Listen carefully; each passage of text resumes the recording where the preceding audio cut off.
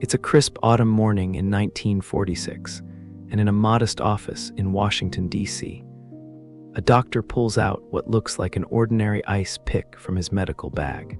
The room is quiet except for the soft tick of a wall clock. Outside, leaves rustle against the window as the world goes about its daily business, completely unaware that in this unremarkable room, a procedure is about to take place that will forever change a human mind. What I've just described happened thousands of times across America and the world. A 10-minute procedure that promised to cure everything from depression to rebellious behavior. Yet by the 1970s, this same procedure would be viewed as one of medicine's darkest chapters. Tonight, we're going to explore the complex, troubling, and deeply human story of the lobotomy, a tale that reveals as much about our society's fears and hopes as it does about the mysteries of the human brain. Welcome to Midnight Deep Dive, where knowledge becomes a lullaby. I'd love to know what's the strangest or shocking medical fact you've ever learned. Drop it in the comments below. Now let's dim the lights, settle into our quiet space, as we venture into this labyrinth of good intentions and devastating consequences. Chapter 1: The Desperate Hours: Historical Origins. To understand how lobotomy became accepted, we need to step back into a world that seems almost unimaginable today, the world of early 20th century mental health care. Picture massive brick buildings rising from manicured grounds, their windows barred, their halls echoing with sounds that spoke of human suffering. These were the state mental hospitals, and by the 1930s, they housed over 400,000 patients across America. Inside these institutions, the air hung heavy with the smell of carbolic acid and unwashed bodies. Overcrowding was the norm. Facilities built for 1,000 patients often housed 3,000 or more. Patients slept in hallways, on floors, wherever space could be found. The lucky ones had beds in large dormitories where privacy was a luxury no one could afford. Treatments, if you could call them that, ranged from the merely unpleasant to the truly barbaric. Hydrotherapy involved plunging patients into ice-cold baths or wrapping them in wet sheets for hours. Insulin shock therapy induced comas by injecting massive doses of insulin. Electroshock therapy sent electrical currents through the brain, often without anesthesia, causing violent convulsions that sometimes resulted in broken bones. The staff was overwhelmed, underfunded, and often undertrained. Many were simply custodians, there to keep patients fed and prevent them from harming themselves or others. The idea of actually curing mental illness seemed as distant as landing on the moon. Families dropped off their troubled relatives and tried to forget they existed. Society had essentially given up on these people. It was into this atmosphere of desperation that Antonio Egas Moniz stepped in 1935.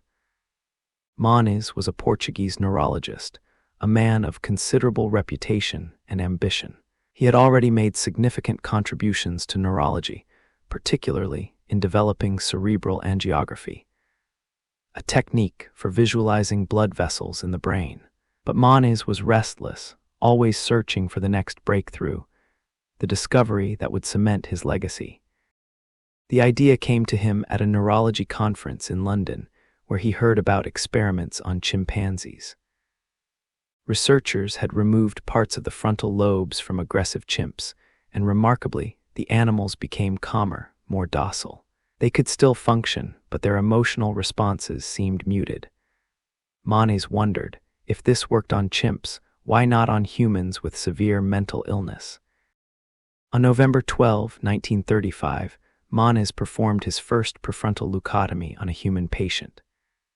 The procedure involved drilling holes in the skull and then using a device called a leucotome, essentially a wire loop that could be extended and rotated to destroy connections between the frontal lobes and the rest of the brain. The patient, a 63-year-old woman suffering from anxiety and paranoia, seemed to improve. She was calmer, less agitated. Moniz was electrified by what he saw as success. Here, finally, was a physical treatment for mental illness, a surgical solution to problems that had seemed intractable. Over the next few months, he operated on 20 patients, publishing his results in 1936. The medical world took notice. Here was a respected neurologist claiming he could cure mental illness with a relatively simple brain operation.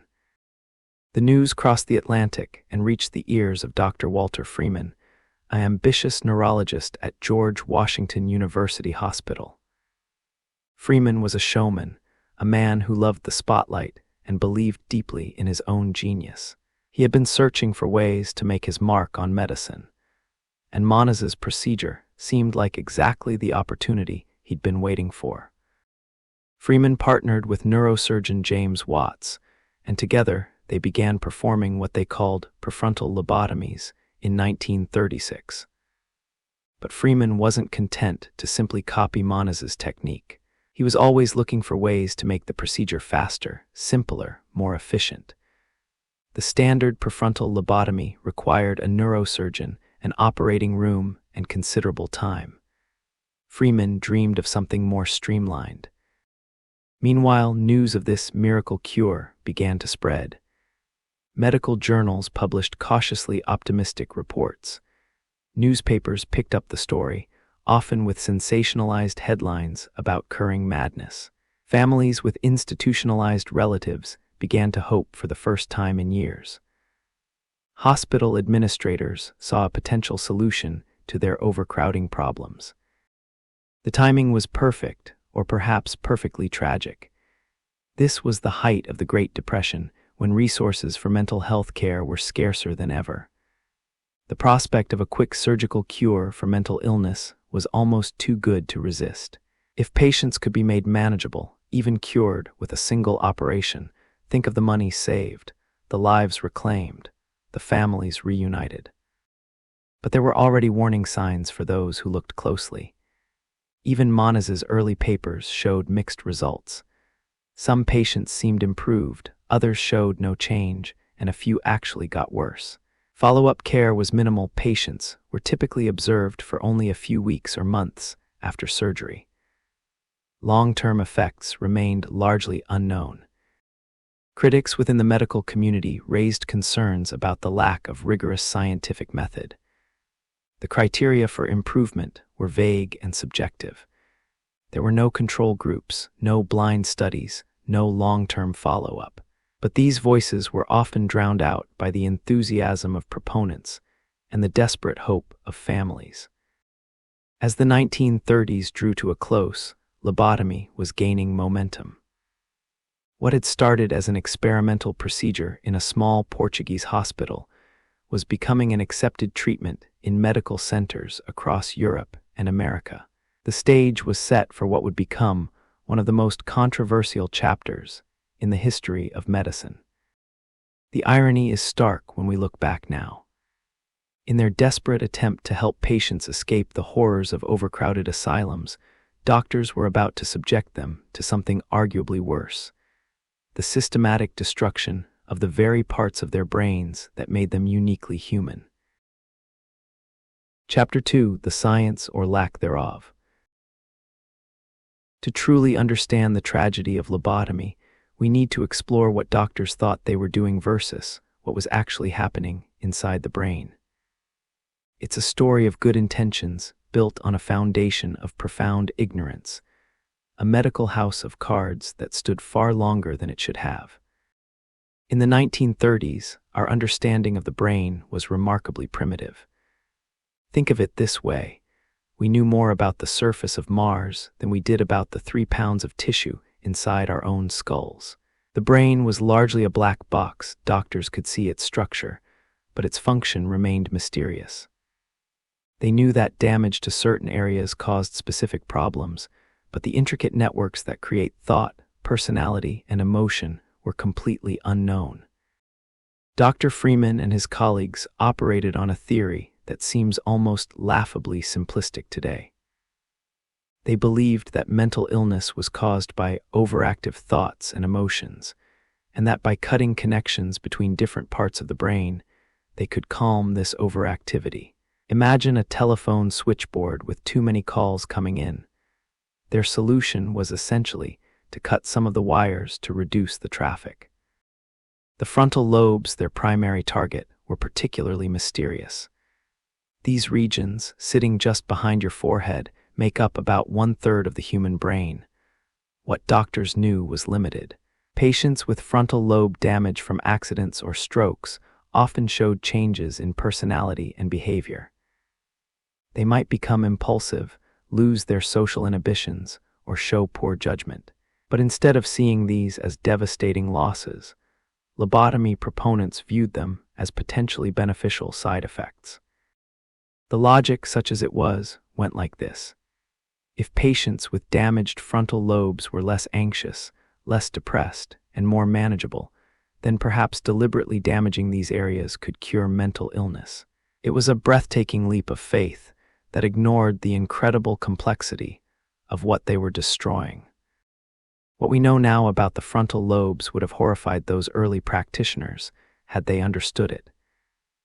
These regions are the seat of executive function, the brain's CEO, if you will. They're responsible for planning, decision-making, impulse control, and working memory. They help us understand consequences, learn from mistakes, and control our emotions. Perhaps most importantly, they're crucial for what we call theory of mind.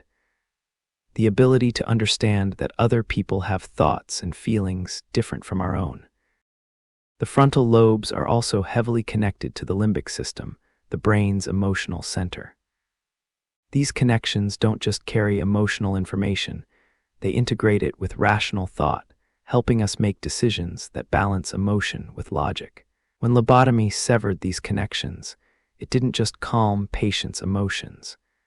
It often eliminated their ability to feel appropriate emotions at all. But Freeman and his colleagues couldn't see any of this. They had no brain scans, no way to measure brain activity, no understanding of neurotransmitters or neural networks. Their only tool for evaluation was crude behavioral observation, and their follow-up was often measured in days or weeks, not years. The different types of lobotomy procedures each targeted slightly different areas, but all were devastatingly imprecise. The standard prefrontal lobotomy involved drilling holes in the skull and inserting a knife-like instrument to cut connections between the frontal lobes and the thalamus. The transorbital lobotomy, Freeman's infamous ice pick procedure, approached the brain through the eye socket, using a thin instrument that looked remarkably like an actual ice pick. Picture this: Freeman would lift the patient's eyelid, insert the leucotome above the eyeball, and tap it through the thin bone at the top of the eye socket with a hammer. Once inside the brain, he would move the instrument back and forth like a windshield wiper, severing whatever tissue it encountered. The entire procedure took less than 10 minutes and could be performed in a doctor's office. The precision of this technique was roughly equivalent to trying to repair a Swiss watch with a sledgehammer. Freeman had no way of knowing exactly which brain structures he was destroying, no way to control the extent of the damage, and no way to predict the outcome for any individual patient. What's particularly tragic is that many of the behaviors that led to lobotomy were actually symptoms of treatable conditions. Depression, anxiety, obsessive-compulsive disorder, bipolar disorder. All conditions that we now know are caused by chemical imbalances in the brain that can often be managed with medication. Instead of addressing these imbalances, lobotomy destroyed the very brain circuits that could have been helped. The results were as varied as they were unpredictable. Some patients did indeed become calmer and more manageable, but at what cost? They often lost their ability to plan for the future, to feel deep emotions, or to relate meaningfully to other people. They might stop being agitated, but they also stopped being themselves. Others showed no improvement at all, or actually became worse. Some developed seizures, infections, or other serious complications. A significant number died during or shortly after the procedure. But because there were no standardized criteria for success, no control groups, and no long-term follow-up studies, these failures were often overlooked or explained away. Perhaps most disturbing was the complete lack of informed consent. Patients were rarely told about the risks, partly because the doctors themselves didn't fully understand them. Families were often told that lobotomy was their loved one's only hope, that the alternative was a lifetime of suffering in an asylum. Given such a stark choice, many felt they had no option but to consent. The medical establishment's acceptance of lobotomy reveals something troubling about the culture of medicine at the time. There was an almost religious faith in surgical solutions, a belief that cutting could cure almost anything. The fact that lobotomy was irreversible, that it fundamentally altered the essence of who a person was, seemed less important than the promise of immediate behavioral change. Looking back, it's clear that lobotomy was never based on sound scientific principles. It was a desperate measure embraced by a desperate profession, a treatment that promised more than it could deliver and cost more than its practitioners imagined. The broken promise wasn't just about individual patients. It was about the fundamental trust between medicine and society, a trust that would take decades to rebuild. Chapter 3: Key Figures and Personalities. Every historical tragedy has its cast of characters, and the lobotomy story is populated by figures both brilliant and flawed, driven by ambition, compassion, and sometimes dangerous delusions of grandeur. Tonight, let's meet the people who shaped this dark chapter of medical history. Dr. Walter Freeman stands at the center of our story like a figure from a medical Gothic novel. Born in 1895 to a prominent Philadelphia family, Freeman was brilliant, charismatic, and possessed of an ego that could fill a concert hall. His grandfather had been a famous surgeon, and Walter seemed determined to surpass his legacy by any means necessary. Freeman was a showman in an era when doctors were supposed to be reserved and modest. He loved attention, courted controversy, and had an uncanny ability to promote himself and his ideas. Colleagues described him as having the personality of a carnival barker combined with the surgical skills of a butcher. He wore bow ties, spoke in quotable sound bites, and never shied away from a camera. But Freeman was also genuinely convinced that he was saving lives. He saw himself as a pioneer, a medical Columbus discovering new continents of treatment. In his mind, the patients shuffling through overcrowded asylums were living deaths, and his lobotomies offered them a chance at something resembling life. He would often say, "I'd rather have a patient who was happy and content, even if they were a little simple, than one who was brilliant but tormented." Freeman's most famous innovation was the transorbital lobotomy, the ice pick procedure that made him both famous and infamous. He developed this technique because he was frustrated with the limitations of traditional lobotomy. It required a neurosurgeon, an operating room, and considerable time. Freeman wanted something he could do himself, quickly and efficiently. The inspiration came to him from an Italian neurologist named AsmrStudy, who had experimented with accessing the brain through the eye socket. Freeman refined the technique, and by 1946, he was performing transorbital lobotomies in his office, sometimes several in a single day. He called it his assembly line approach to mental health care. Freeman's partner, Dr. James Watts, provides a fascinating contrast. Where Freeman was flamboyant and impulsive, Watts was careful and methodical. A respected neurosurgeon at George Washington University, Watts initially embraced lobotomy as a legitimate medical procedure. He brought surgical precision to Freeman's grand ideas, tempering the neurologist's enthusiasm with professional caution. But as the years passed and the results became harder to ignore, Watts grew increasingly uncomfortable with what they were doing. He began to see patients years after their surgeries, patients Freeman rarely followed up with, and what he saw troubled him deeply. These weren't the happy, functional people Freeman claimed to have created. They were often emotionally flat, unable to hold jobs or maintain relationships, living shadows of their former selves. The breaking point came in 1950 when Freeman decided to perform a transorbital lobotomy on a patient without consulting Watts.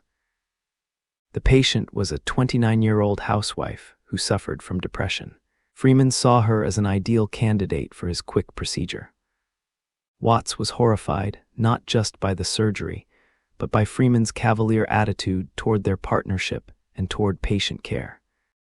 Watts ended their collaboration that day, later writing, "I finally realized that Freeman was not a scientist but a crusader, and crusaders are dangerous in medicine."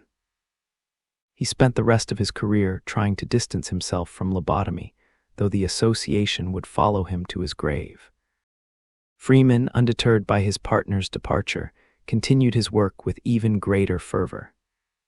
He purchased a van, which he called his Lobotomobile, and traveled across the country performing surgeries in small hospitals and clinics. He was like a traveling salesman of neurosurgery, bringing his miracle cure to remote corners of America. One of Freeman's most tragic cases involved the Kennedy family. Rose Kennedy, the family matriarch, had become increasingly concerned about her daughter Rosemary's behavior. Rosemary, the third of 9 Kennedy children, had always been different. What we would now recognize as intellectual disabilities combined with mood swings and sometimes violent outbursts. By 1941, Rosemary was 23 and becoming increasingly difficult to manage. She would sneak out at night, had violent tantrums, and was becoming sexually active behavior that scandalized the socially prominent family. Joe Kennedy Sr., the family patriarch, made the decision to have her lobotomized without consulting his wife or other children. Freeman performed the surgery in November 1941. The procedure was a disaster. Instead of calming Rosemary, it left her severely impaired. She could barely speak, had trouble walking, and required constant care for the rest of her life. The family quietly moved her to a care facility in Wisconsin, where she lived in obscurity for over 60 years. The Kennedy family never spoke publicly about what had happened to Rosemary until long after Joe Sr.'s death. But not everyone in the medical community was swept up in the lobotomy enthusiasm. Dr. Peter Breggin, a young psychiatrist, became one of the procedure's most vocal critics. Breggin argued that lobotomy was not medicine but mutilation, that it destroyed the essence of human personality in the name of social conformity. Breggin faced significant professional risks for his opposition. Freeman and his supporters had considerable influence in medical circles, and challenging them could end a career. But Breggin persisted, writing papers and giving lectures that highlighted the devastating effects of lobotomy on patients' lives. Another important critic was Dr. Bertram Brown, who would later become director of the National Institute of Mental Health. Brown had seen firsthand the effects of lobotomy during his training and was appalled by what he witnessed. He later wrote, "We were destroying the very thing that made these people human, their ability to think, feel, and relate to others, in order to make them easier to manage." International voices also began to question the procedure. British psychiatrist Maurice Partridge conducted one of the few rigorous follow-up studies of lobotomy patients and found that while some seemed initially improved, the long-term effects were often devastating.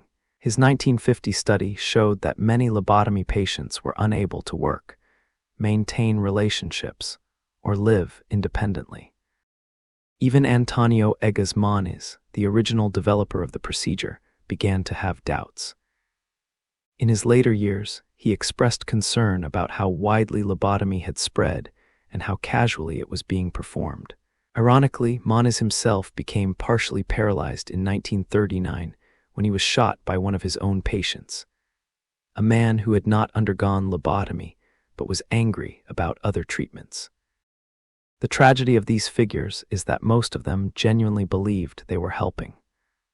Freeman, despite his ego and showmanship, spent decades of his life trying to alleviate human suffering.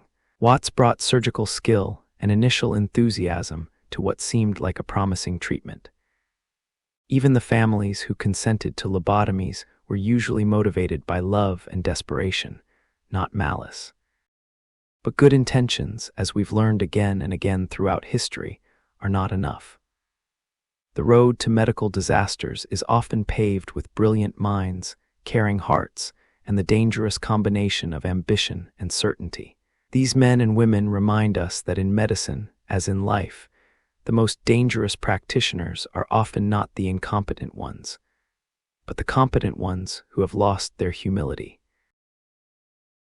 Chapter 4: Behind Closed Doors, the Procedure Itself. To truly understand the impact of lobotomy, we need to step behind the closed doors of operating rooms and hospital wards, into spaces where some of medicine's most controversial procedures took place. It's not an easy journey, but it's a necessary one if we're to comprehend the full scope of what happened to tens of thousands of patients. The morning of a lobotomy began much like any other day in a hospital, but with an undercurrent of tension that was hard to ignore. Nurses prepared instruments with the same care they would for any surgery, though many privately harbored doubts about what they were helping to accomplish. The gleaming metal tools laid out on sterile trays included items that would look familiar to any surgeon's scalpels, clamps, gauze, and others that seemed almost primitive in their simplicity. For the standard prefrontal lobotomy, the procedure Freeman and Watts performed in their early years, preparation was extensive. Patients were taken to a proper operating room, given general anesthesia, and their heads were shaved and sterilized. The surgeon would mark points on the skull, typically about an inch behind the hairline on each side of the forehead, and begin the delicate work of drilling through bone. The sound of the drill was unmistakable, a high-pitched whine that echoed off the operating room walls. Nurses later recalled how this sound seemed to hang in the air long after the drilling stopped, as if the building itself was holding its breath. Once the holes were made, the surgeon would insert a thin knife called a leucotome into the brain tissue. What happened next was the heart of the procedure, and also its most troubling aspect. With no way to see inside the brain, no imaging technology to guide them, surgeons worked essentially blind. They inserted the leucotome to a predetermined depth, measurements Freeman had calculated based on skull size and anatomy, and then began to move it in a cutting motion. The leucotome would sweep back and forth like a windshield wiper, severing the white matter connections between the frontal lobes and the rest of the brain. Surgeons couldn't see what they were cutting, couldn't control the precise extent of the damage, and couldn't predict how each individual brain would respond. They were, quite literally, operating in the dark. Freeman's transorbital approach, the procedure that made him famous, was even more disturbing in its casual brutality. Picture a standard examination room, fluorescent lights humming overhead, the smell of antiseptic in the air, a simple examination table covered in white paper. This was often the setting for Freeman's ice-pick lobotomies. The patient would lie on the table, conscious but sedated.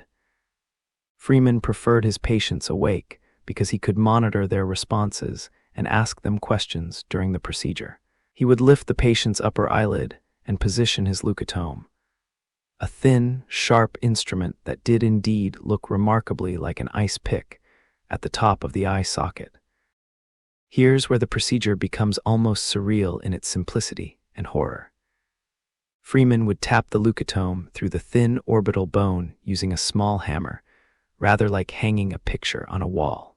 The sound, a sharp crack, followed by the softer noise of metal penetrating brain tissue, became sickeningly familiar to nurses who assisted with multiple procedures. Once the leucotome penetrated the brain, Freeman would manipulate it with practiced movements, sweeping it back and forth to sever neural connections. The entire process took less than 10 minutes per side. Patients often remained conscious throughout, though they were usually heavily sedated and often seemed disconnected from what was happening to them. The immediate aftermath of a lobotomy was often deceptively calm. Patients would be moved to a recovery area where they might sleep for hours or even days. When they first awakened, they often seemed remarkably unchanged. They could speak, recognize family members, and perform basic tasks. This initial stability was often cited by Freeman as proof of the procedure's safety. But those who worked closely with lobotomy patients began to notice subtle changes almost immediately. Nurses reported that patients seemed different in ways that were hard to define. They might be more compliant, but also somehow absent. They would follow instructions without question, but showed little initiative or spontaneous behavior. Their emotional responses seemed muted, as if someone had turned down the volume on their inner lives. The first few days after surgery were critical. Some patients developed serious complications, brain swelling, infection, seizures, or bleeding. Freeman's early statistics claimed a mortality rate of only 1–2%, but critics argued that many deaths were not properly attributed to the procedure. Patients who died weeks or months later from seizures or other neurological problems were often not counted in official mortality statistics. For those who survived the immediate postoperative period, the real tragedy was just beginning. The changes in personality and cognitive function that emerged over the following weeks and months were often devastating. Families who had been told their loved one would be cured found themselves caring for someone who looked the same, but was fundamentally altered. Mary, a 28-year-old teacher who underwent lobotomy for depression in 1947, exemplified many patients' experiences. Before surgery, she was described as intelligent, passionate about her work, and deeply caring toward her students. She suffered from severe depression following her mother's death, but she retained her fundamental personality and relationships. After lobotomy, Mary was indeed less depressed, but she was also less everything else. She couldn't maintain interest in teaching, showed little emotion when interacting with family, and seemed unable to plan for the future or learn from experience. Her sister later wrote, "It was as if someone had taken Mary and replaced her with a polite stranger who happened to have Mary's face." The recovery process varied enormously from patient to patient. Some seemed to function relatively normally in structured environments, but struggled with independence. Others required constant supervision, unable to manage even basic daily tasks. A few appeared to have no noticeable changes at all, leading Freeman to conclude that their original problems weren't severe enough to warrant surgery, a chilling circular logic that blamed patients for the procedure's failures. Hospital staff who worked with lobotomy patients often found the experience deeply troubling. Many nurses reported feeling complicit in something that seemed wrong, even if they couldn't articulate exactly what. They watched patients lose essential parts of themselves: creativity, empathy, the ability to form deep relationships, in exchange for behavioral compliance. Dr. Watts, Freeman's former partner, later described visiting patients years after their surgeries and being shocked by what he found. They weren't living, he said, they were existing. The spark that makes us human, call it soul, call it consciousness, call it whatever you want, that spark was gone. The procedure rooms themselves became charged spaces within hospitals. Some staff requested not to be assigned to lobotomy cases. Others found themselves drawn to the work, perhaps by the promise of helping difficult patients, or by the aura of innovation that Freeman cultivated around his procedures. Freeman himself seemed largely oblivious to the emotional toll his work was taking on others. He would often joke during procedures, take photographs for his records, and maintain a cheerful demeanor that many found unsettling given the gravity of what was happening. He saw himself as a craftsman perfecting his technique, not as someone altering the fundamental nature of human consciousness. The lasting trauma wasn't limited to patients and their families. Many healthcare workers who participated in lobotomies carried guilt and regret for decades afterward. Some left medicine entirely. Others became advocates for patient rights and informed consent, determined never again to participate in procedures that seemed to prioritize behavioral control over genuine healing. These operating rooms and recovery wards were the stages where one of medicine's greatest ethical disasters played out, one patient at a time. Behind those closed doors, in the name of treatment and cure, thousands of people lost essential parts of themselves that could never be restored. Chapter 5: A Society's Acceptance. Understanding how lobotomy gained such widespread acceptance requires us to examine the social and cultural landscape of mid-20th century America. It's a story that reveals as much about our society's values, fears, and prejudices as it does about medical practice. The widespread embrace of this drastic procedure didn't happen in a vacuum. It was the product of specific cultural forces that made the unthinkable seem not only acceptable, but necessary. The 1940s and 1950s were decades of profound social anxiety in America. The country had just emerged from the Great Depression and World War II, and society was desperately trying to return to some semblance of normalcy. There was an intense focus on conformity, on fitting in, on not causing trouble. Anyone who deviated from social norms, whether through mental illness, unconventional behavior, or simply being difficult to manage, was seen as a threat to this carefully constructed social order. Mental illness carried an enormous stigma that's hard for us to fully comprehend today. Families often went to extraordinary lengths to hide the fact that a relative was mentally defective, as the language of the time put it. Having a mentally ill family member was seen as a source of shame, possibly indicating hereditary weakness or moral failing.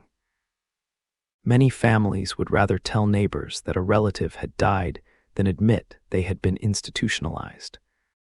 Into this environment came lobotomy, presented not just as a medical procedure, but as a social solution. Freeman and his supporters promoted the surgery as a way to transform unmanageable patients into productive citizens. The language they used reveals the underlying social agenda. This wasn't just about treating illness, but about creating socially acceptable behavior. The media played a crucial role in promoting lobotomy to the public. Newspapers and magazines ran sensational stories about miracle cures and new hope for the mentally ill. Headlines proclaimed surgery of the soul and cutting away madness. These articles typically featured before and after photographs showing agitated patients transformed into calm, smiling individuals. What they didn't show were the long-term effects, or the patients who were harmed by the procedure. One particularly influential article appeared in the Saturday Evening Post in 1941, titled "Turning the Mind Inside Out." The article described Freeman's work in glowing terms, focusing on patients who had been cured of their troublesome behaviors.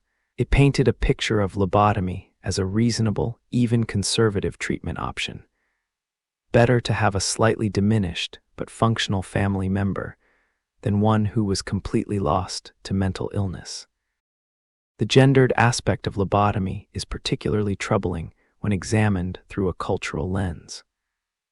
Women received lobotomies at roughly twice the rate of men, and the reasons often had less to do with medical necessity than with social expectations. Women who were too aggressive, too sexual, too independent, or simply too difficult for their families to manage, were frequently labeled as mentally ill and recommended for surgery. Consider the case of Frances Farmer, the Hollywood actress whose story, while somewhat mythologized in popular culture, reflects real patterns of the era. Farmer was known for her intelligence, her political activism, and her refusal to conform to Hollywood's expectations for female stars. When she began struggling with alcohol and exhibiting erratic behavior, she was quickly labeled as mentally ill. Though the details of her treatment remain disputed, her case represents how society used psychiatric interventions to control women who stepped outside prescribed roles. The language used to describe ideal lobotomy outcomes is revealing. Medical papers praised patients who became more manageable, less troublesome, and easier to care for. These weren't medical criteria, they were social ones. Success was measured not by the patient's well-being or happiness, but by how well they fit into society's expectations of appropriate behavior. Religious communities often embraced lobotomy as well, seeing it as a way to help troubled souls find peace. Some religious leaders even framed it in theological terms. If God had given humans the knowledge to perform this surgery, wasn't it their duty to use it to alleviate suffering? The Catholic Church, despite its general skepticism of medical interventions that altered human nature, was surprisingly accepting of lobotomy, viewing it as a treatment for illness rather than a fundamental alteration of personality. The economics of mental health care also played a crucial role in lobotomy's acceptance. State mental hospitals were expensive to operate and politically unpopular. Politicians loved the idea of a treatment that could quickly transform costly, long-term patients into people who could be discharged or moved to less expensive facilities. Freeman often promoted his procedure explicitly in economic terms, calculating the money that states could save by lobotomizing patients instead of housing them for decades. Professional medical culture of the era was also conducive to lobotomy's spread. Medicine in the 1940s was far more hierarchical and less questioning than it is today. When respected figures like Freeman promoted a treatment, younger doctors were expected to learn and apply it, not to question its fundamental premises. The culture of medical training emphasized technical skill and professional authority over patient advocacy or ethical questioning. The Cold War context added another layer of complexity. In an era when conformity was seen as patriotic and nonconformity as potentially subversive, treatments that promised to normalize deviant behavior had obvious appeal. Some proponents of lobotomy explicitly connected it to national security concerns, arguing that mentally ill individuals were vulnerable to communist influence, and that surgical treatment could make them more reliable citizens. Public health officials embraced lobotomy as a solution to what they saw as a growing crisis of mental illness. Hospitals were overcrowded, families were struggling, and traditional treatments seemed ineffective. Lobotomy promised to address all these problems with a single, decisive intervention. The fact that it was irreversible was often presented as an advantage. Patients and families wouldn't have to worry about relapse or the need for ongoing treatment. The acceptance of lobotomy also reflected broader cultural attitudes about the nature of mental illness and human personality. Many people genuinely believed that mental illness represented a fundamental flaw in character or genetics, something that needed to be corrected rather than treated. The idea that personality itself could and should be surgically altered didn't seem as horrifying to people who viewed mental illness as a moral or genetic failing. Perhaps most troubling was how quickly society adapted to the presence of lobotomized individuals. Communities learned to accept and even value the presence of these treated patients, people who were compliant, undemanding, and caused no trouble. In some ways, lobotomized patients became ideal citizens of a conformist society. They followed rules without question, made no unusual demands, and never challenged authority. The cultural acceptance of lobotomy reveals uncomfortable truths about mid-century American society. It shows how easily we can rationalize extreme measures when they promise to solve difficult social problems. It demonstrates how medical authority can be used to enforce social conformity. And it illustrates how quickly we can learn to see diminished human beings as acceptable casualties in the pursuit of social order. Looking back, it's tempting to judge this era harshly, to wonder how people could have been so blind to what now seems obviously wrong. But the cultural forces that enabled lobotomy's acceptance haven't disappeared. they've just taken different forms. The desire for quick fixes to complex social problems, the tendency to medicalize behaviors that make us uncomfortable, and the willingness to sacrifice individual autonomy for social stability. These impulses remain part of our cultural DNA. Chapter 6: Famous Cases and Personal Stories. Behind every statistic, every medical paper, and every news headline about lobotomy were real people. Individuals with names, families, dreams, and fears who became subjects in one of medicine's most troubling experiments. Tonight, we'll listen to their voices and learn their stories, because in the end, this isn't just a story about medical procedures or scientific advancement. It's a story about human lives forever changed. The most famous case is undoubtedly that of Rosemary Kennedy, the daughter whose story we touched on earlier.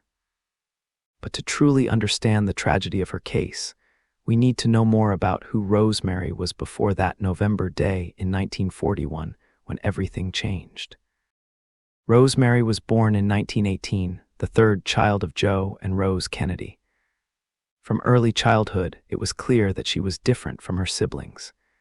She struggled in school, had difficulty with coordination, and sometimes exhibited behavioral problems. In today's understanding, she likely had what we would call intellectual disabilities, possibly complicated by a mood disorder. But Rosemary was also described by those who knew her as sweet, affectionate, and capable of genuine joy. She loved music and dancing, enjoyed social events, and had a particularly close relationship with her brother John, the future president.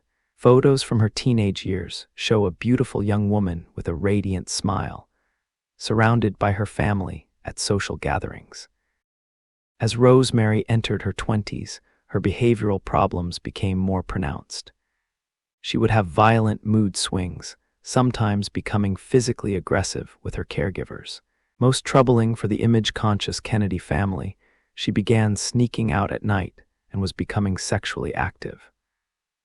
In the social context of the 1940s, this behavior was seen as deeply shameful, particularly for a woman from such a prominent family. Joe Kennedy Sr. made the decision to have Rosemary lobotomized without consulting his wife or other children. He was assured by doctors that the procedure would calm her mood swings and make her more manageable. What no one told him, or perhaps what he chose not to hear, was that the procedure would fundamentally alter who Rosemary was as a person. The surgery was performed at George Washington University Hospital in November 1941. During the procedure, Freeman asked Rosemary to recite poems and sing songs so he could monitor her responses as he cut into her brain. According to later accounts, when her responses became slurred and then stopped altogether, he knew he had gone too far. The result was catastrophic. Rosemary, who had been able to read and write simple sentences, lost most of her vocabulary. She could walk only with assistance and required help with basic daily tasks. The vibrant, if troubled, young woman who had entered the hospital was gone forever, replaced by someone who would need constant care for the rest of her life. The Kennedy family's response was to essentially erase Rosemary from their public narrative. She was quietly moved to a private facility in Wisconsin, where she lived in obscurity for over 60 years. The family rarely visited, and her existence was kept secret from the public. It wasn't until the 1980s that her story began to emerge, and only after most of the family members who had made the decision were dead. But Rosemary's story, while the most famous, was far from unique. Consider the case of Howard Dully, who became one of the youngest people ever to receive a lobotomy when he was just 12 years old. Howard's stepmother found him difficult to manage. He was moody, didn't get along with his siblings, and sometimes defied her authority. These behaviors, which today we would recognize as normal adolescent rebellion, led her to seek extreme measures. In 1960, she brought Howard to Freeman's office, telling the doctor that the boy was uncontrollable and possibly dangerous. Freeman, despite having no psychiatric training with children and conducting only a brief examination, agreed to perform a transorbital lobotomy. The procedure was done in Freeman's office on an outpatient basis, as if Howard were getting his tonsils removed. Howard later recalled the experience. I could feel him moving the ice pick around in my brain, and I could hear him talking to his assistant. I remember thinking this couldn't be happening to me, that this must be some kind of nightmare. But it wasn't a nightmare. It was the beginning of a lifetime of struggling with the effects of unnecessary brain surgery. After the lobotomy, Howard became more compliant, which his stepmother saw as improvement. But he also became emotionally flat, struggled in school, and had difficulty forming relationships. He spent years bouncing between foster homes and institutions, never quite able to understand why he felt so disconnected from the world around him. It wasn't until he was in his 50s that he learned exactly what had been done to him and began to speak publicly about his experience. Ellen Ionesco represents another tragic category of lobotomy patients, those who underwent the procedure for behaviors that today would be recognized as symptoms of treatable mental illness. Ellen was a brilliant pianist who suffered from severe depression following the death of her young daughter in 1943. She became obsessed with the idea that she was responsible for her daughter's death and began exhibiting what we would now recognize as symptoms of post-traumatic stress disorder and complicated grief. Ellen's husband, desperate to help his wife and influenced by newspaper articles about Freeman's miracle cures, brought her to Washington for evaluation. Freeman diagnosed her with agitated depression and recommended immediate lobotomy. The procedure was performed in 1944, and according to Freeman's notes, Ellen showed marked improvement. She was no longer obsessed with her daughter's death and seemed generally calmer. But Ellen's sister later provided a different perspective. Ellen, she said, wasn't cured of her grief. She had simply lost the capacity to feel it, along with most other deep emotions. Ellen never played piano again. She couldn't maintain close relationships with her surviving children. She lived the remaining 30 years of her life in a state of emotional numbness, going through the motions of living without experiencing its depths. Not all lobotomy stories ended in complete tragedy, though even the success stories are complicated and troubling. Janet Goodrich was a 19-year-old college student suffering from severe depression and obsessive-compulsive disorder when she underwent lobotomy in 1953. Her compulsions had become so severe that she was unable to attend classes or maintain relationships, spending hours each day engaged in elaborate rituals that provided only temporary relief from her anxiety. After the procedure, Janet's compulsions largely disappeared. She was able to return to school, graduate, and even marry and have children. By Freeman's criteria, she was a clear success. But Janet herself had a more nuanced view of her experience. In interviews conducted decades later, she acknowledged that the surgery had allowed her to function, but she also mourned the loss of intensity and passion in her life. "I used to feel everything so deeply," she said. "Music could make me cry, a sunset could fill me with joy, injustice could make me furious. After the surgery, it was all muted. I could appreciate beauty intellectually, but I couldn't feel it in my bones the way I used to. I traded my illness for my soul, and I'm not sure it was worth it." Perhaps the most heartbreaking aspect of many lobotomy stories is how families were torn apart by the decision and its aftermath. The Millers were a working-class family from Ohio, whose 16-year-old son Tommy had always been difficult. He was bright but rebellious, frequently in trouble at school, and increasingly defiant toward his parents' authority. When Tommy was arrested for vandalism in 1948, a court-appointed psychiatrist recommended lobotomy as an alternative to reform school. Tommy's parents, faced with the choice between surgery and seeing their son sent away, chose what they believed was the more compassionate option. Tommy underwent lobotomy at age 17 and did indeed become more compliant and easier to manage. But his father later said the decision haunted him for the rest of his life. "We thought we were saving him," he wrote in a letter to a newspaper in the 1970s. "But we killed the boy he was and replaced him with this stranger who looked like our son but wasn't our son. He never caused trouble again, but he never caused joy either. He never caused anything. He just existed." The stories of lobotomy patients reveal the full human cost of a procedure that was often presented in cold, clinical terms. These weren't just medical cases. They were sons and daughters, mothers and fathers, people with rich inner lives who were reduced to behavioral problems to be solved. They remind us that behind every medical intervention are real people whose lives hang in the balance, and that the responsibility of healthcare extends far beyond simply changing behavior. Their voices, preserved in scattered interviews, family letters, and medical records, tell us something crucial about the nature of human consciousness and the value of emotional life. They remind us that being human isn't just about being functional or manageable. It's about the full range of experiences, even the difficult ones, that make life meaningful. Chapter 7: The Decline and Fall. By the early 1950s, lobotomy was at the height of its popularity. Freeman was performing hundreds of procedures each year, traveling across the country in his lobotomobile, and basking in media attention that portrayed him as a pioneering genius. But even as he reached the peak of his fame, forces were gathering that would ultimately bring down the procedure he had spent his career promoting. The first crack in lobotomy's facade came from an unexpected source: chemistry. In 1952, French researchers discovered that a new drug called chlorpromazine had remarkable effects on patients with severe mental illness. Originally developed as an antihistamine, the drug seemed to calm agitated patients without the need for surgery.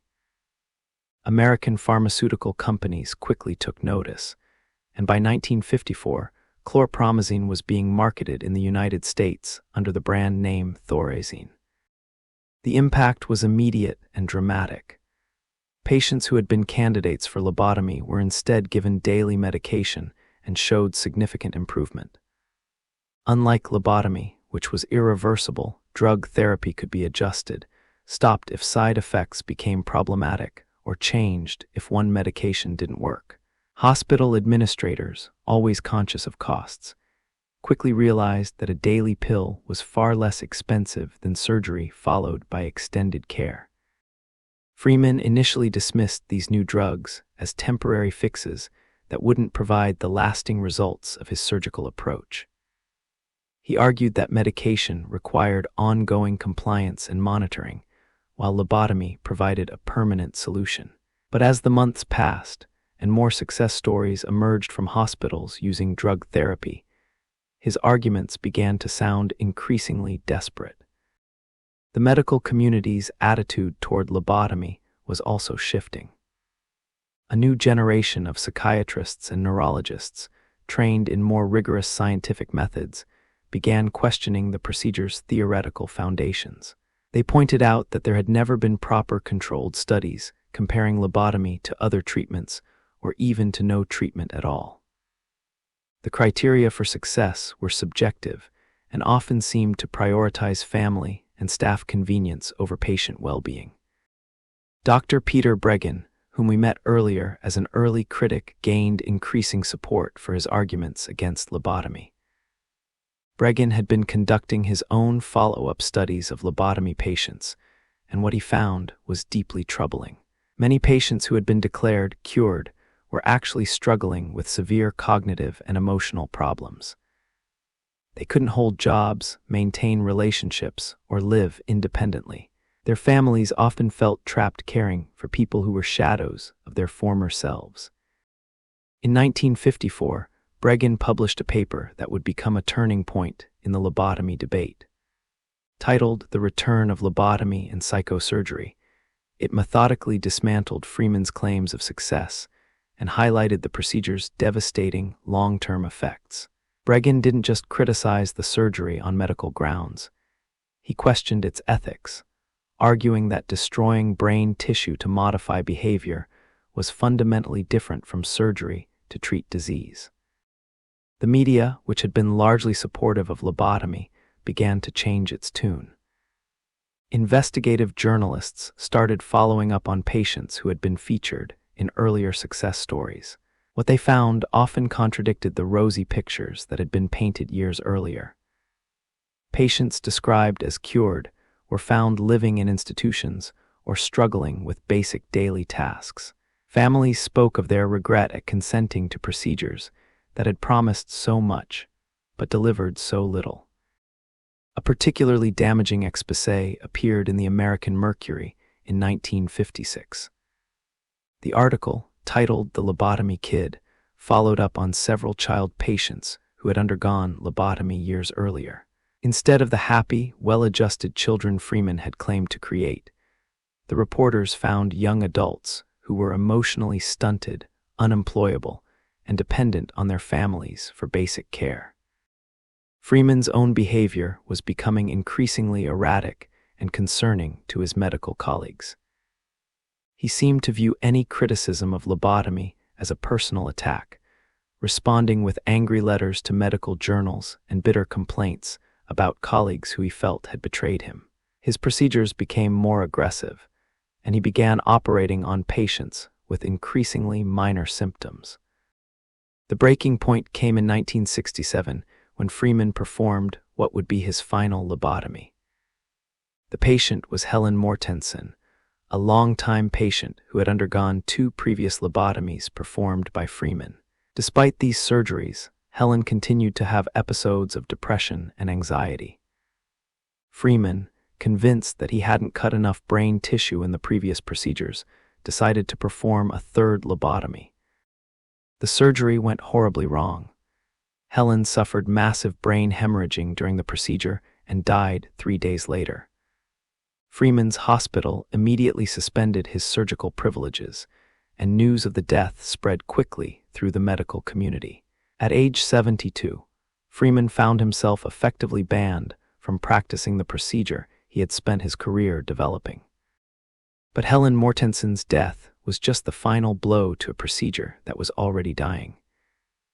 By the mid-1960s, the number of lobotomies being performed had dropped dramatically. The introduction of new psychiatric medications, not just thorazine, but a growing array of antidepressants, anti-anxiety drugs, and mood stabilizers, provided alternatives that were safer, reversible, and often more effective than surgery. The legal landscape was also changing. Patients and families were beginning to sue hospitals and doctors over lobotomies that had gone wrong or failed to deliver promised results. Courts were becoming more sympathetic to arguments that patients hadn't given truly informed consent, especially given the procedure's irreversible nature and uncertain outcomes. Professional medical organizations began distancing themselves from psychosurgery. Medical schools stopped teaching lobotomy techniques.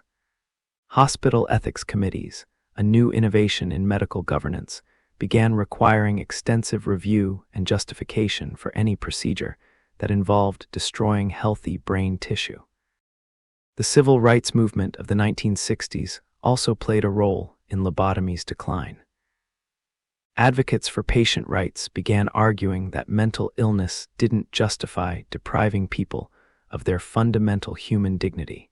They pointed out that many lobotomy patients were women, minorities, and poor people who had little voice in decisions about their treatment.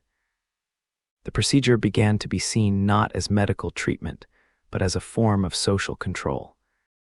Freeman spent his final years as something of a pariah in the medical community. He continued to defend lobotomy in letters and occasional lectures, but few people were listening. He died in 1972, still convinced that history would vindicate his work, and that future generations would recognize him as a pioneer who had been ahead of his time. The last lobotomy in the United States was performed in 1977, and by 1980, the procedure had been banned or severely restricted in most developed countries. What had once been hailed as a miracle cure was now recognized as one of medicine's greatest mistakes. The decline of lobotomy wasn't just about medical progress. It represented a fundamental shift in how society viewed mental illness and patient rights. The new generation of treatments recognized that mental illness was a medical condition that could be managed rather than a character flaw that needed to be surgically corrected. Patients began to be seen as individuals with rights and dignity, rather than problems to be solved. But the lessons of lobotomy's rise and fall extend far beyond psychiatry. The story reminds us how easily medical enthusiasm can override scientific rigor, how social prejudices can masquerade as medical necessity, and how the desire for quick fixes can blind us to complex ethical considerations. As we moved into the modern era of medicine, the ghost of lobotomy would continue to haunt discussions about psychiatric treatment, informed consent, and the proper relationship between medicine and society. Chapter 8: Echoes in Modern Medicine. As we've traveled through the dark history of lobotomy, you might be wondering, how could such a thing happen? How could intelligent, well-meaning doctors perform tens of thousands of irreversible brain surgeries based on such flimsy evidence? And perhaps more importantly, could something like this happen again? The uncomfortable truth is that the medical and social forces that enabled lobotomy haven't disappeared. They've simply evolved. Understanding lobotomy's legacy requires us to examine not just what we've learned, but how those lessons apply to modern medical practice and the challenges we still face today. The most immediate and lasting impact of the lobotomy era was the transformation of medical ethics and informed consent. Before lobotomy, the concept of informed consent was largely informal. Doctors made treatment decisions based on their professional judgment, and patients and families were expected to trust their expertise. The catastrophic outcomes of lobotomy helped establish the principle that patients have a fundamental right to understand the risks and benefits of any proposed treatment. Today's informed consent process, with its detailed explanations of procedures, extensive documentation of risks, and explicit patient acknowledgement, exists largely because of hard lessons learned from procedures like lobotomy. Medical ethics committees, institutional review boards, and patient advocacy programs all trace their origins back to the recognition that medical authority alone is insufficient justification for drastic interventions. But informed consent, while crucial, is just one part of lobotomy's legacy. The procedure also fundamentally changed how we think about the relationship between the brain and behavior. Lobotomy was based on the crude assumption that complex human behaviors and emotions could be cured by destroying brain tissue. While we now understand the brain's incredible complexity and interconnectedness, we still struggle with the temptation to find simple biological solutions to complex behavioral problems. Modern neurosurgery has learned many technical lessons from the lobotomy era. Today's brain surgery is guided by sophisticated imaging technology that allows surgeons to see exactly where they're operating. Procedures are typically performed only when there's clear evidence of structural brain abnormalities, tumors, blood clots, or seizure foci that can be precisely located and safely removed. When modern neurosurgeons do perform procedures that might affect behavior or personality, such as deep brain stimulation for severe depression or obsessive-compulsive disorder, they do so with extensive safeguards. These procedures are typically reversible, involve minimal tissue destruction, and are performed only after extensive evaluation and when other treatments have failed. The contrast with Freeman's assembly line approach could hardly be more stark. Yet even these modern procedures raise ethical questions that echo the lobotomy era. Deep brain stimulation, while much more precise than lobotomy, still involves altering brain function to change behavior. When we stimulate certain brain regions to treat depression, are we treating illness or simply creating more socially acceptable behavior? These questions don't have easy answers, but the lobotomy experience has taught us to ask them more carefully. The pharmaceutical revolution that helped end lobotomy has brought its own ethical challenges. Modern psychiatric medications are undoubtedly safer and more effective than lobotomy, but they've also created new dilemmas. When children as young as preschoolers are prescribed psychiatric medications for behavioral problems, when antidepressants are marketed directly to consumers, when psychiatric drugs are used in nursing homes to manage difficult patients, these situations raise uncomfortable echoes of the social control aspects of lobotomy.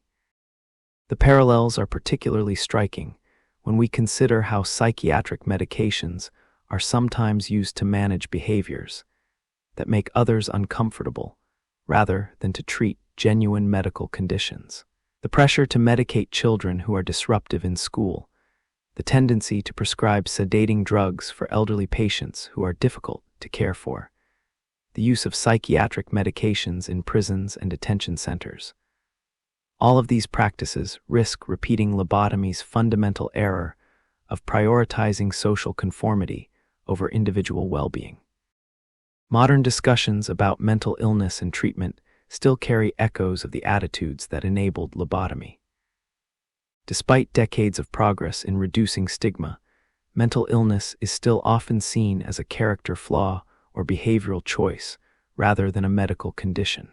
Patients with psychiatric conditions still face discrimination, and there's still a tendency to view treatments that make people more compliant or easier to manage as inherently good, regardless of their impact on the individual's quality of life. The economic factors that drove lobotomy's acceptance are still present in modern healthcare. The pressure to find cost-effective treatments for expensive chronic conditions remains intense. While this pressure has generally led to better, less invasive treatments, it can also create incentives to choose interventions based on cost rather than patient benefit.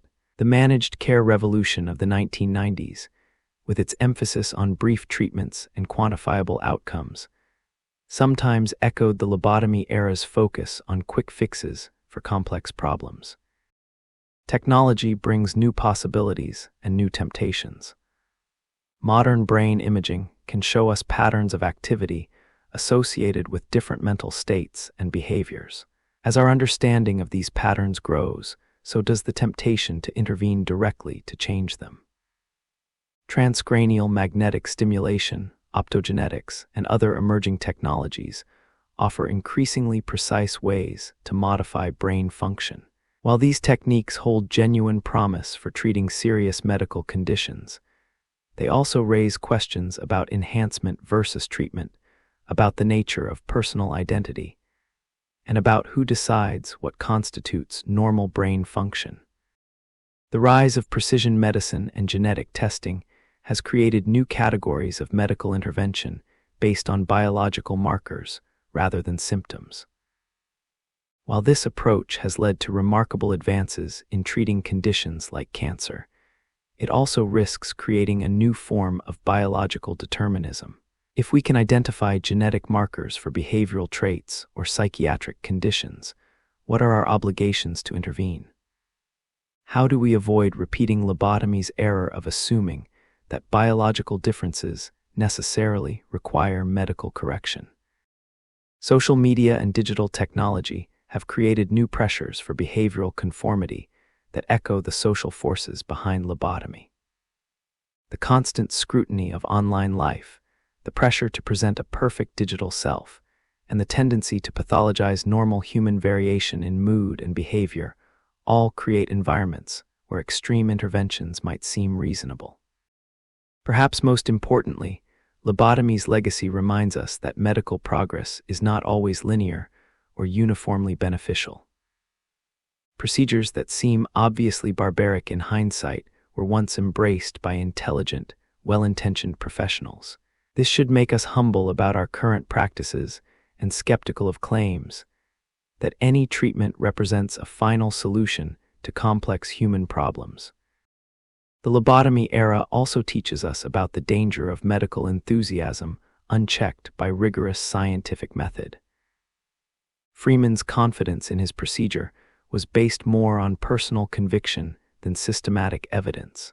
Modern medicine has better safeguards against such enthusiasm: randomized controlled trials, systematic reviews, evidence-based practice guidelines.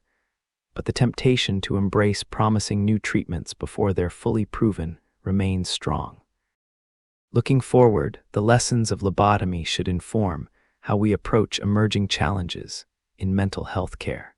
As we develop new technologies for modifying brain function, as we identify new biological markers for psychiatric conditions, as we face pressure to find cost-effective solutions to complex social problems, we must remember that the human brain is not simply a machine to be repaired, but the seat of consciousness, personality, and everything that makes us who we are.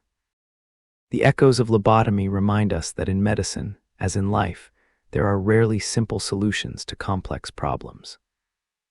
They teach us to be skeptical of treatments that promise too much, to prioritize patient autonomy and well-being over social convenience, and to remember that behind every medical intervention is a human being whose life hangs in the balance. Chapter 9: Lessons from the Shadows. As our long night's journey through the history of lobotomy draws to a close, we find ourselves sitting with difficult questions and uncomfortable truths. What have we learned from this dark chapter of medical history? How do we make sense of the fact that intelligent, compassionate people participated in what we now recognize as a terrible mistake? And what wisdom can we carry forward from this somber tale? The story of lobotomy is, at its heart, a story about human fallibility, the capacity for even the most well-intentioned people to cause tremendous harm when they lose sight of their limitations, and the complexity of the problems they're trying to solve. Dr. Walter Freeman genuinely believed he was helping his patients. Families who consented to lobotomies were usually motivated by love and desperation, not malice. Nurses and hospital staff who assisted with procedures were trying to participate in what they believed was healing work. Yet good intentions proved insufficient protection against catastrophic error. This teaches us something crucial about the nature of ethical action in medicine and beyond. It's not enough to mean well. We must also remain humble about what we know, rigorous in our methods, and always conscious of the possibility that we might be wrong. The lobotomy era reveals how easily scientific rigor can be abandoned in the face of social pressure and professional ambition. Freeman's work was never subjected to proper controlled studies. His criteria for success were subjective and often self-serving. His follow-up was minimal, and contrary evidence was dismissed or ignored.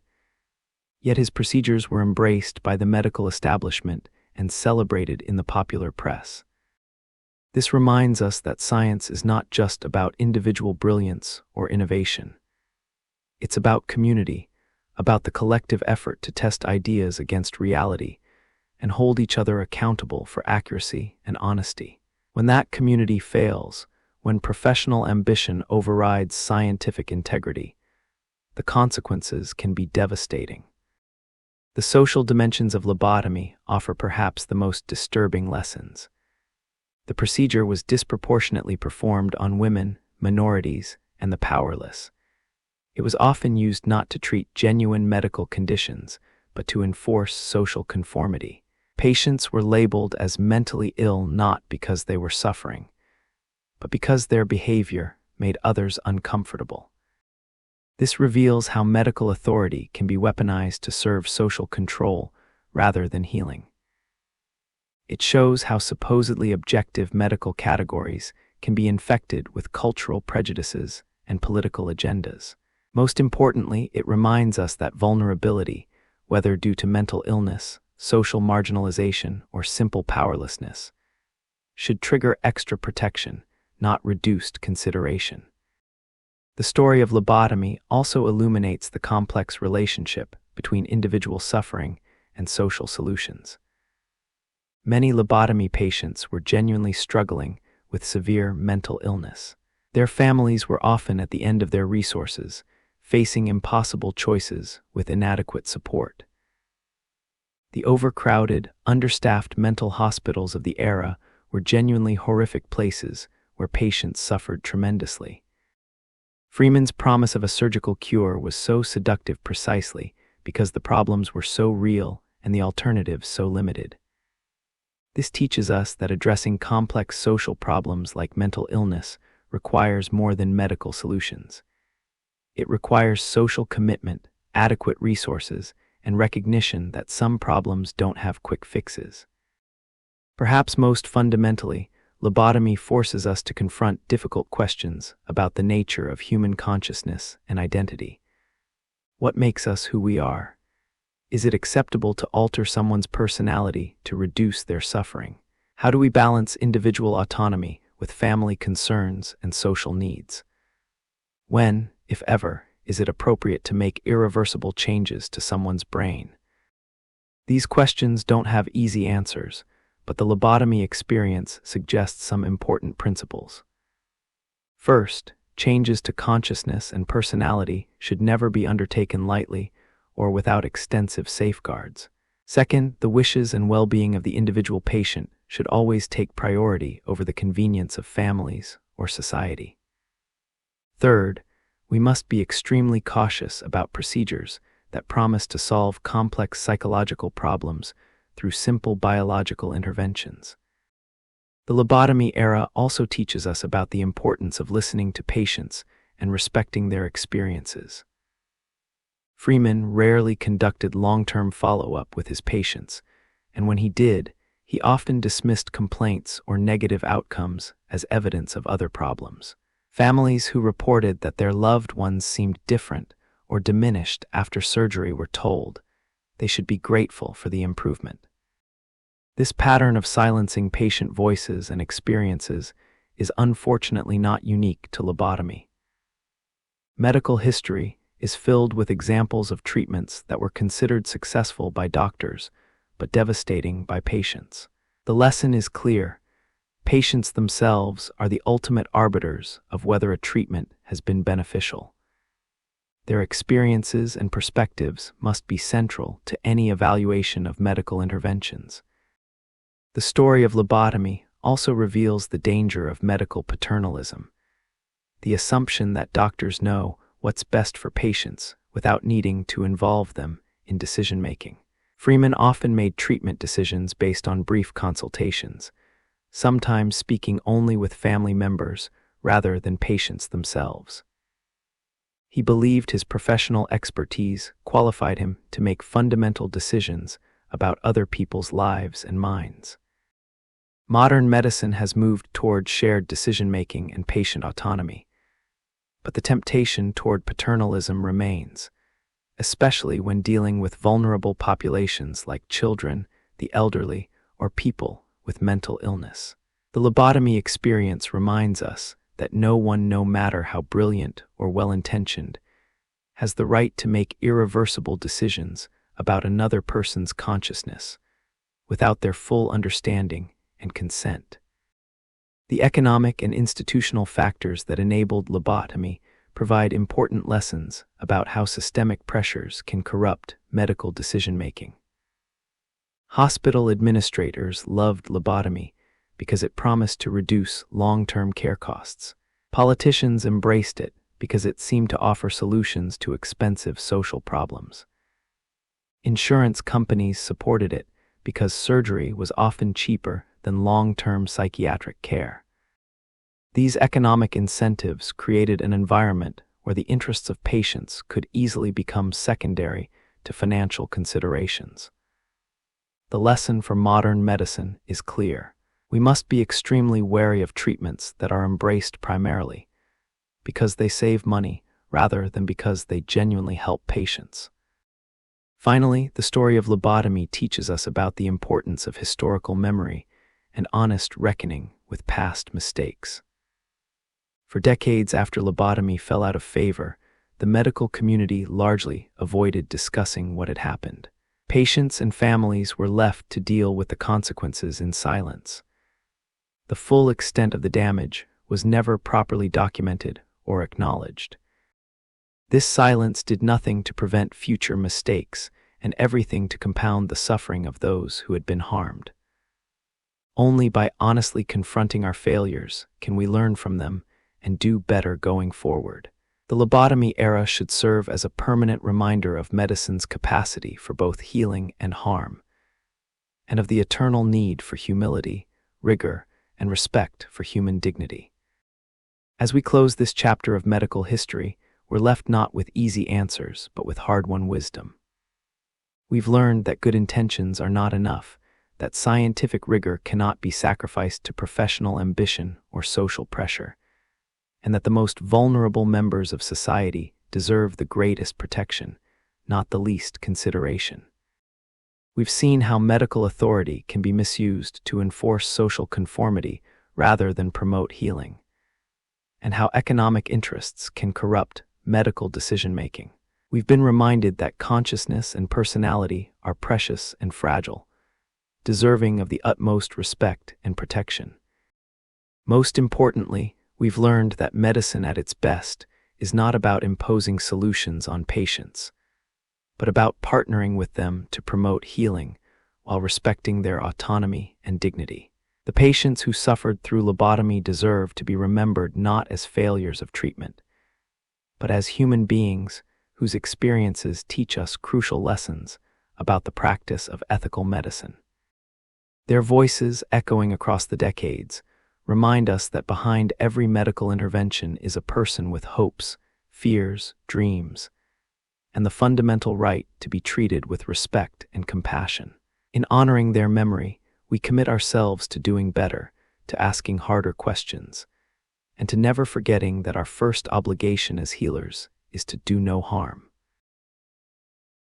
Tonight, we've walked together through one of medicine's darkest corridors, examining a chapter that reveals both the worst and most tragically human impulses of healthcare. The legacy of lobotomy isn't just a historical curiosity. It's a living reminder of the vigilance required to practice ethical medicine and maintain our humanity in the face of suffering. So now, as the quiet hours embrace us and this difficult journey comes to an end, let yourself settle into the comfort of your bed. Let the weight of these hard-learned lessons transform into wisdom rather than burden.